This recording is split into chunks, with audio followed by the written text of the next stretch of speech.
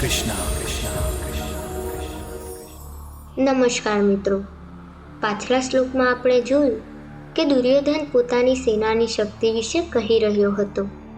તે કહે છે કે તેની સેનામાં ઘણા બહાદુર યોદ્ધાઓ છે જે યુદ્ધ માટે પોતાના પ્રાણ પણ આપવાની તૈયારી રાખે છે. હવે આ શ્લોકમાં દુર્યોધન પોતાની સેનાની અને પાંડવોની સેનાની તુલના કરે છે. શ્લોક 10. અપર્યાપ્તમ દદસ્માકમ બલમ ભીષ્માભિરક્ષિતમ પર્યાપ્તમ ત્વિદ મે તેષાં બલમ ભીમાભિરક્ષિતમ. હવે તેનો સરળ અર્થ સમજીએ.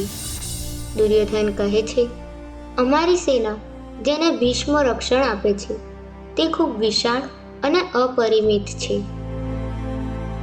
અહીં દુર્યોધન બતાવવા માંગે છે કે કૌરવોની સેના ખૂબ મોટી અને શક્તિશાળી છે. પછી તે કહે છે, પાંડવોની સેના જેનું રક્ષણ ભીમ કરી રહ્યું છે તે અમારી સેનાની સરખામણીમાં ઓછી છે.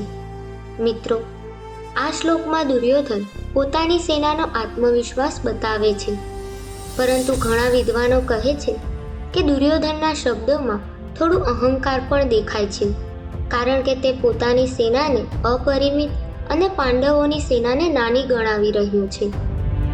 પરંતુ આપણે જાણીએ છીએ કે યુદ્ધમાં માત્ર સેનાની સંખ્યા મહત્વની નથી. સાચી જીત તો હંમેશા ધર્મ અને સત્યની જ થાય છે, અને પાંડવોની તરફે હતા સ્વયં કૃષ્ણ. આગળના શ્લોકમાં દુર્યોધન પોતાના યોદ્ધાઓને એક મહત્વપૂર્ણ આદેશ આપે છે. જો તમને આવા સરળ અને રસપ્રદ રીતે ભગવદ્ ગીતા સમજવી ગમે તો વિડીયોને લાઈક કરો અને ચેનલને સબસ્ક્રાઈબ જરૂર કરજો. આગળના વિડીયોમાં આપણે સમજીશું અધ્યાય 1નો 11મો શ્લોક. જય શ્રી કૃષ્ણ.